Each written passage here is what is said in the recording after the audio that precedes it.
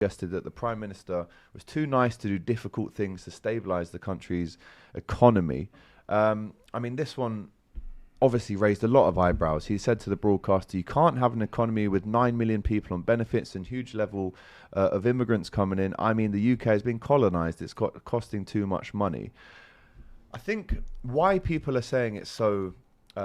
it's of a big magnitude, what MMA Takedown is saying here, is because factually, it isn't right. Yeah. He says that figures since he used 2020, the population was 58 million, now it's 70. According to the Office of National Statistics, the estimate for the UK's population in mid-2025 was 69.4 million, compared with 66.7 in mid-2020. So that's wrong. And a lot of the things that have come off the back of this are very divisive. People have picked sides. It's the language he's used. It's very divisive language. Colonized is a very dangerous word to use. It's also the wrong word to use. It's the wrong word. It's a dangerous word to use with the circumstances that he's talking about. And we were speaking about off air, like the fact that he lives in Monaco. Yeah, he's an immigrant in Monaco, by the way. And why is he in Monaco? Exactly. Yeah, so part of the reason he's complaining that he feels like the UK doesn't have enough money, and he's the 4th richest British person in the world, I think, or something, and doesn't pay personal tax in the UK. Yeah. And I think, look, he's obviously got a lot of stick for sacking, very hard-working, working-class people at Manchester United. He's cut back on a lot of things.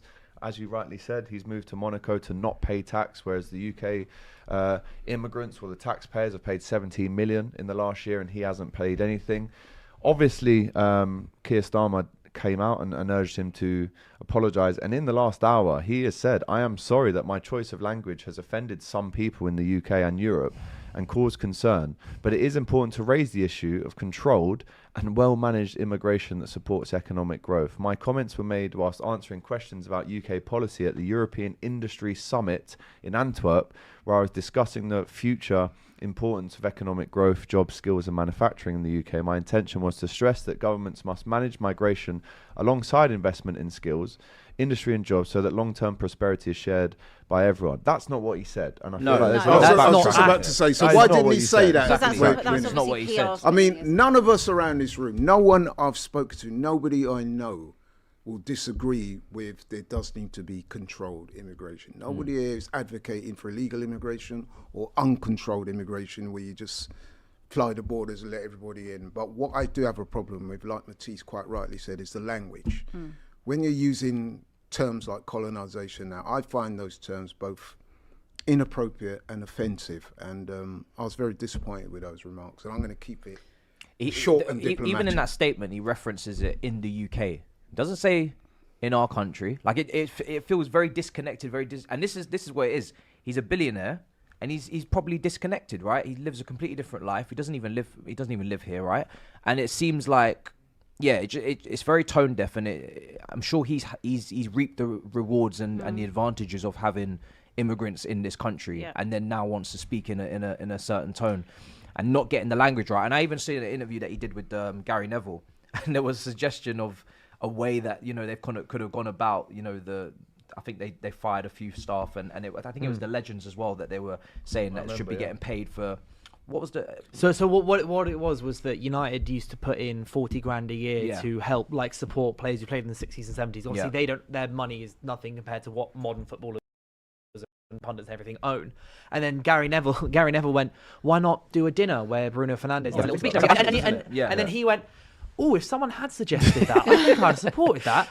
And it was suggested it, mate. Yeah, and it's like, look, so Gary Neville's got to be the one to come up with ideas to just continue the good things that the club do. I also think it's tone deaf as well when you think about Manchester United as a football club. I don't want to talk for your club, but I think that what Manchester is in general is incredibly multicultural. What the whole UK is. Well, of course it is, but we're talking about Manchester United here in particular. It's because he is a shareholder in that ownership setup. So I think as Manchester United as a club, and with all the things that have already happened under his reign, the cutbacks, etc., I just think it is whatever he wants to say politically. That's his business, but you do also represent Manchester United, and also when you're talking, it's also representing as an owner of the club. It's a club that's so as a club with borders wise, so global, so open, so accepting to anyone who wants to come and support us and everything and join us. everyone, yes, Yeah. come in with so for example we've got supporters clubs from over the world. We recently or a year or so ago launched the Muslim supporters club as well, one of the first supporters club based on religion rather than geographical stuff. Yeah. And it's like the club are doing so much and trying to do so much to be as open as they possibly can, which obviously you can be as open as you like. And they're trying to be open, and then Sir Jim Ratcliffe, who owns 27.7% of the club, then I just think that you have a responsibility when you are an owner of a football club to not use language like that or just involve the football club in that, because he obviously should directly be affects championing the views of the club. I agree, and it directly affects the fan base, and it makes the fan base feel, well, am I not welcome here? And that's just not the right way to deal with it. Whatever he wants to talk about politically, that's on his. It's none of my business, but it's wrong in the way that this has come out. For example, right, is born to Ghanaian parents who are immigrants in this country. How is he going to feel now walking along the same corridors as Sir Jim after these comments, which are, according to the Kick It Out, Show Racism the Red Card, are deeply offensive, disgraceful, and deeply divisive? You know, they've said language of this kind echoes narratives that have historically been used to stigmatize migrant communities, fuel division, that's what it's done, and legitimize hostility towards minority groups. This is what it's achieved. And then to come out and give that half-assed apology, I'm sorry, it's not going to run with me.